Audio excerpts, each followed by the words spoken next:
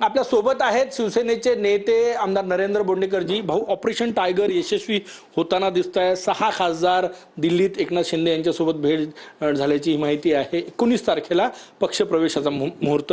दुसरा धक्का उद्धव ठाकरे यांना. नाही, आमचा ऑपरेशन हा 365 दिवस असतो.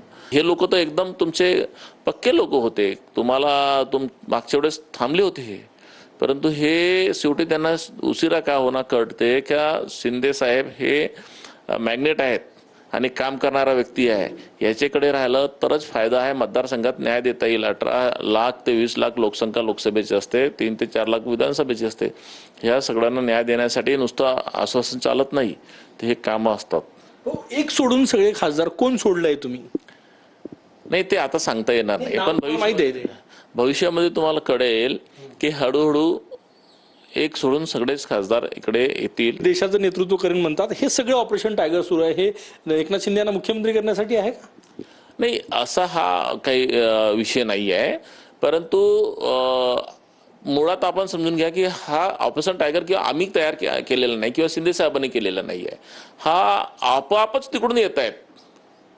त्यांना तिकडे समाधान मिळत नाहीये, तिकडे पाहिजे तसं कोऑर्डिनेशन होत नाही, तर ते स्वतः इकडे संपर्कात आहेत. तारीख ठरली आहे कधी मुहूर्त?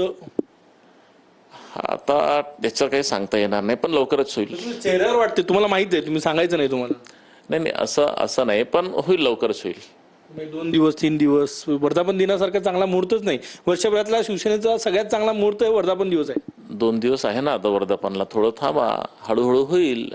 आता कसं आहे, तो अधिकार सगळं शिंदे साहेबांचं आहे. कसं होते, का होते नाही होत, तो सेकंड पार्ट आहे. खूप खूप धन्यवाद. कॅमेरामॅन सचिन सॅमसह गजानन माटे, TV9 मराठी, नागपूर.